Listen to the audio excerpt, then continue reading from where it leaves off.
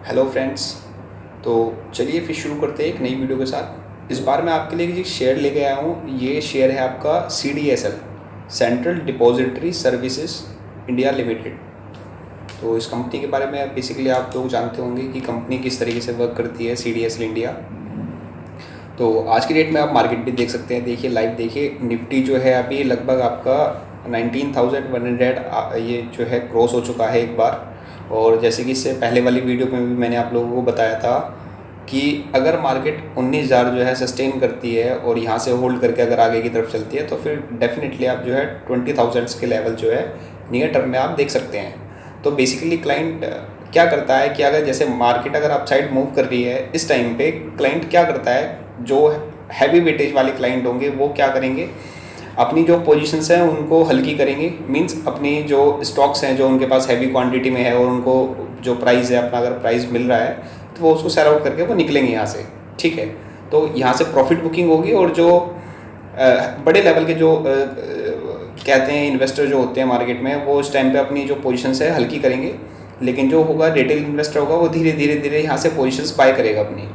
ठीक है, क्योंकि इस टाइम पे प्राइस जो है अगर आप देख सकते हैं, कुछ अच्छी कंपनियां हैं उनके बारे में मैं आज आपको बताता हूँ। जैसे कि मैंने पहला एग्जांपल आपको दिया CDSL के बारे में, तो इसके बारे में हम थोड़ी सी डिटेल जो है चेक कर लेते हैं गाइस।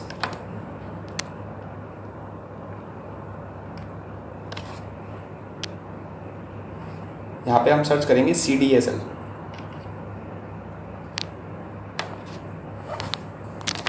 ये फ्रेंड्स आप देख सकते हैं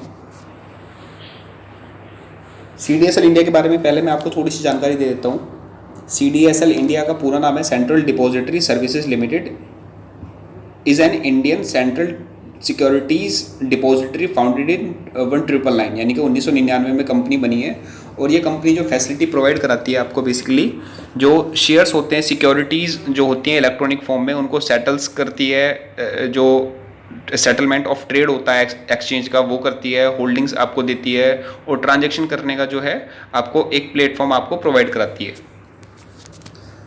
तो जैसे कि फॉर एग्जांपल मैं इसके बारे में बात करता हूँ, आज की डेट में आप जितनी भी कंपनियां हैं, जैसे कि आप फॉर एग्जांपल ले सकते हैं जो ब्रोकर हैं, आपका एंजल वन हो गया, आपका जीरोदा हो गया, या फिर आपका जो है 5 पैसा कैपिटल हो गया। मोस्टली यहाँ कंपनी जो है आज की डेट में जो है उनके जो अकाउंट्स हैं, जो उनका अकाउंट कहने का मतलब, जैसे कि पहले जो अकाउंट होते थे वो CDSL के पास या फिर NSDL के पास, जो भी आप शेयर्स बाय करते हैं तो इनके पास जो ब्रोकर है इनके पास आपका ट्रेडिंग अकाउंट ओपन होता है। और जो डीमेट अकाउंट ओपन होता है वो CDSL इंडिया के पास या फिर NSDL इंडिया के पास आपका अकाउंट ओपन होता है, डीमेट अकाउंट।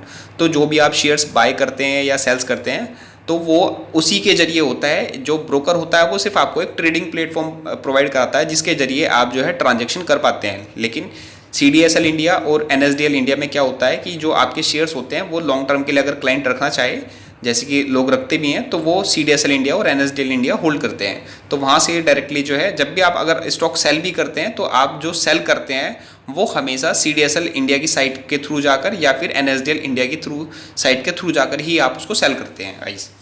तो अभी अगर इसके बारे में हम थोड़ी सी बेसिक इन्फॉर्मेशन जान लेते हैं। स्टॉक 1127 रुपये पे ओपन हुआ है, प्रीवियस क्लोज इसका 1117 रुपये का है, हाई 1128 रुपये 70 पैसे है और लो 1103 है इसका आज का। 52 वीक हाई है 1451 रुपये 90 पैसे, 52 वीक लो 880 रुपये 90 पैसे। और मार्केट में बिडिंग आप देख ही रहे हैं, 1117 रुपये 40 पैसे पे 40 क्वांटिटी और 1118 रुपये 45 पैसे पे 60 क्वांटिटी ट्रेड हो रही है। ट्रेडेड क्वांटिटी जो हो चुकी है अब तक वो 4,29,000 ट्रेड हो चुके हैं स्टॉक्स में।